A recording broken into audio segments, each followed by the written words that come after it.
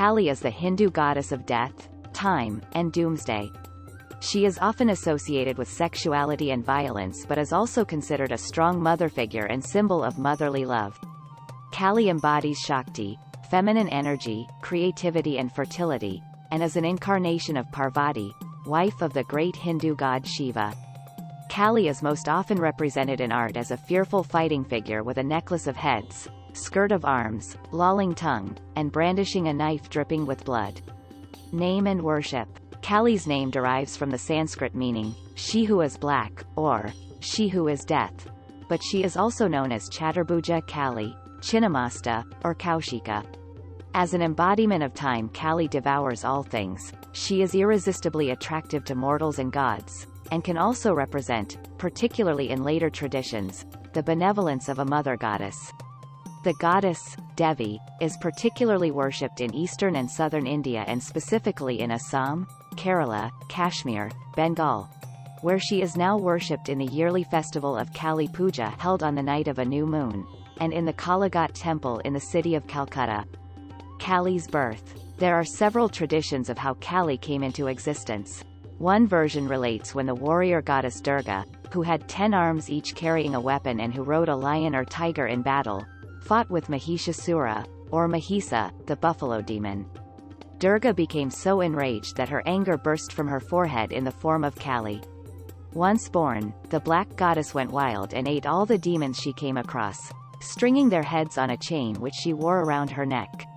It seemed impossible to calm Kali's bloody attacks, which now extended to any wrongdoers, and both people and gods were at a loss what to do.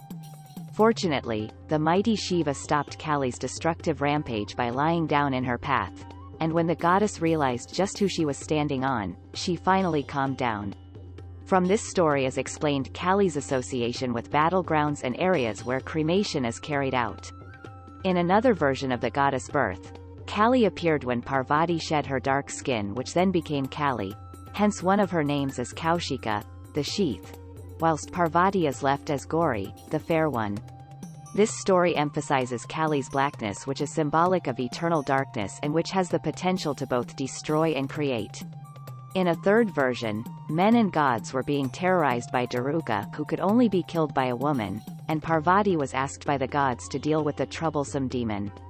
She responded by jumping down Shiva's throat. This was because many years previously Shiva had swallowed halahala, the poison which had risen from the churning of the ocean during the creation and which had threatened to pollute the world. By combining with the poison still held in Shiva's throat, Parvati was transformed into Kali. Leaping from Shiva's throat in her new guise, Kali swiftly dispatched Daruka and all was well with the world once more.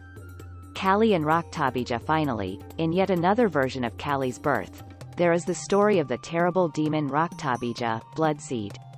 This demon was, like most demons, causing a great deal of trouble with people and gods alike, but even worse was his ability to produce more demons every time a drop of his blood spilt to the ground. Therefore, each time Raktabija was attacked, the only result was more demons to deal with. The gods decided to work together and combine all of their Shakti or divine energy and produce one super being that could destroy Raktabija. The result was Kali. In another version, only Durga produces Kali. Given all the divine weapons of the gods, Kali swiftly sought out Raktabija and his demons and proceeded to swallow them all whole so as not to spill any more blood in the process. Raktabija himself was killed when Kali lopped off his head with a sword and then drank all of his blood, making sure none fell to the ground and thereby ensuring no more demons could menace the world. Another famous story involving the fearsome goddess is her escapade with a band of thieves. The thieves wanted to make a human sacrifice to Kali, and unwisely chose a Brahmin monk as a likely victim. Dragging him to the nearest temple, the thieves prepared to make the sacrifice in front of the statue of Kali when suddenly the statue came to life.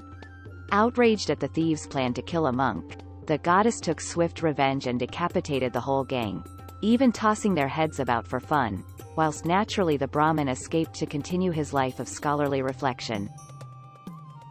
Goddess Kali is portrayed in diverse forms across India, largely reflecting the various ways in which she has merged with the local traditions and cultural fabric of different regions of the country.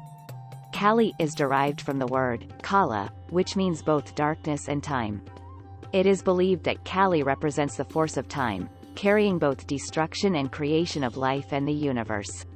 Thus, this goddess is unique in the way she is formless and absolute, and at the same time capricious in her ever-changing forms.